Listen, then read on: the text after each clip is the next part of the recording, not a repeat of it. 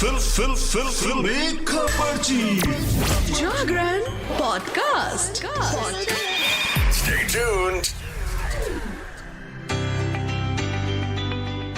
Hello hi नमस्कार, आप सुन रहे हैं जागरण पॉडकास्ट का फिल्मी खबरची और मैं हूं आपकी फिल्मी खबरची यानी कि शताक्षी।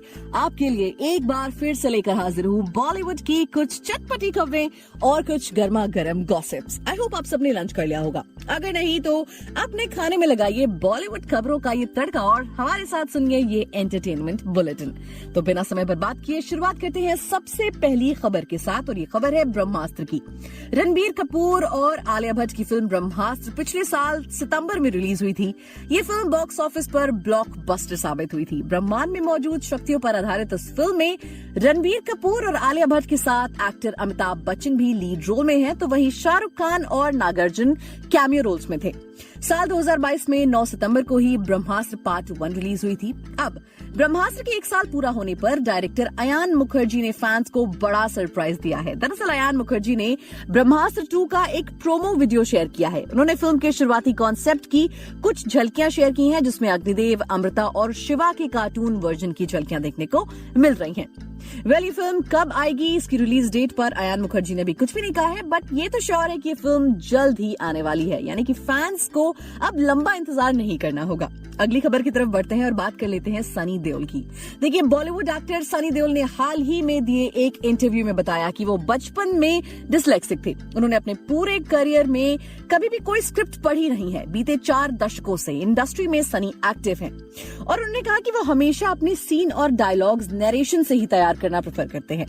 यूट्यूबर रणबीर इलाहाबादिया को दिए एक इंटरव्यू में सनी ने बताया कि वो बचपन से ही ठीक से पढ़ाई ना करने की वजह से उन्हें खूब थप्पड़ पड़ते थे, क्योंकि उस वक्त लोगों को डिस्लेक्सिया के बारे में पता नहीं होता था। लोग इतने अवेयर नहीं हुआ करते थे। वैसे ये बात तो सच है कि लोग उस वक्त मेंटल इलनेस या मेंटल हेल्थ के बारे में शायद कम बात किया करते थे, जो कि आज लोग ज्यादा बात करते हैं।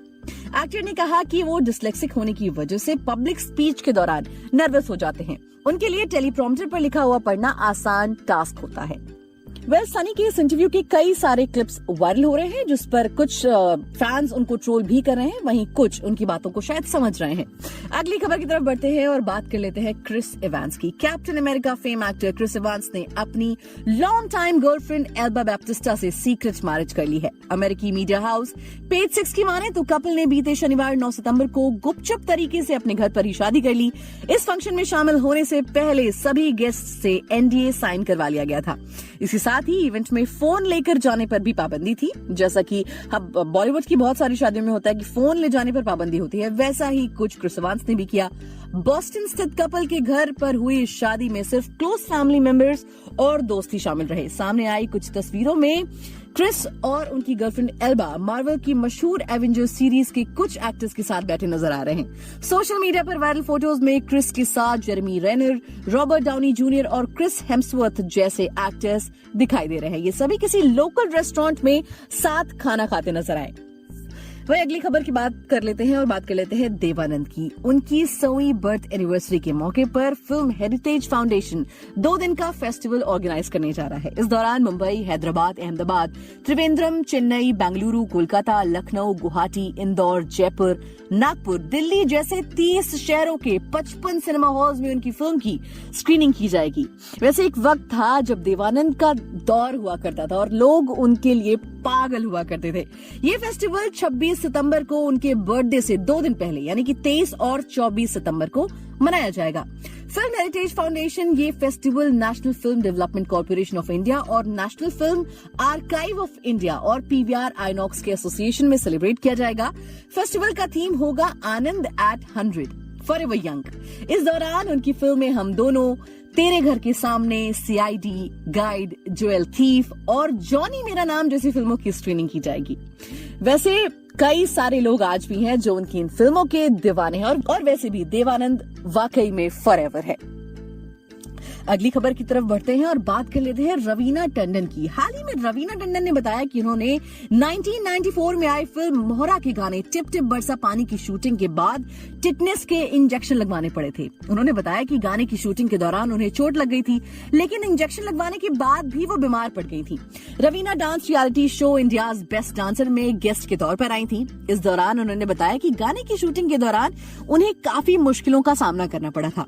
फिल्म फेयर की रिपोर्ट के मुताबिक शो पर एक कंटेस्टेंट ने इस गाने पर डांस किया था। इस परफॉर्मेंस के बाद रवीना ने बताया कि गाने की शूटिंग एक कंस्ट्रक्शन साइट पर हुई थी, जहां चारों तरफ कीलें पड़ी हुई थी, लेकिन उन्हें नंगे पैर ही डांस करना था। रवीना ने बताया कि उन्हें बचाव के तौर पर नी पैड्स भी पहन रखे थे कि अगर वो गिर जाएं तो उन्हें चोट ना लगे, लेकिन इसके बावजूद भी उनको काफी चोट आई और उन्हें टिटनेस का इंजेक्शन भी लगवाना पड़ा। इसके बाद आर्टिफिशियल बारिश भी हुई, जिसमें बहुत ठंडा पानी था और भीगने की वजह से वो बीमार भी पड़ गई थी। वैसे ये गाना आइकॉनिक था, आज भी लोगों के दिलों में ये गाना जिंदा है। जब भी ये गाना कहीं भी बजता है तो लोगों के पैर थिरकने जरूर लगते हैं। बाद में अक्षय कुमार और कटरीना कैफ ने इसका रीमेक भी किया, लेकिन ओरिजिनल वाले की बात ही कुछ और थी। अगली खबर की तरफ बढ़ते हैं और बात कर लेते हैं शाहरुख खान की। देखिए, शाहरुख खान जो है वो बॉलीवुड के किंग खान है और वो सभी के दिलों पर राज करते हैं। अब सायरा बानो ने भी अपने सोशल मीडिया पर उनकी काफी तारीफ की है। दरअसल बॉलीवुड एक्ट्रेस सायरा बानो आए दिन सोशल मीडिया पर खुद से और अपने दिवंगत पति दिलीप कुमार से जुड़ा कोई किस्सा अक्सर शेयर करती रहती है।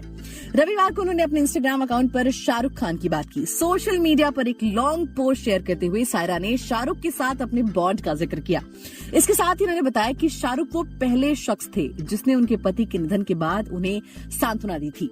सायरा ने लिखा कि पहली बार मैंने शाहरुख को तब देखा था जब कई सितारे एक समारोह के लिए मिले थे। मैं उन्हें देखते ही समझ गई थी कि वो शर्मीले हैं और आगे आने में झिझक रहे थे। साथ ही मैंने देखा कि वो बिल्कुल मेरे शहंशाह दिलीप साहब की तरह दिखते थे। मैंने कहा कि अगर मेरा बेटा होता तो वो भी उनके जैसा ही होता। वैसे एक बात है कि शाहरुख खान और सायरा बानो का जो बॉन्ड है वो काफी ज्यादा स्ट्रॉन्ग है और बहुत दिनों से ये लोग हमेशा एक दूसरे के सुख दुख में साथ खड़े होते हैं। तो दोस्तों, आज के लिए फिलहाल इतना ही। बॉलीवुड जगत की और भी इंटरेस्टिंग खबरों को जानने के लिए सुनते रहिए फिल्मी खबरची।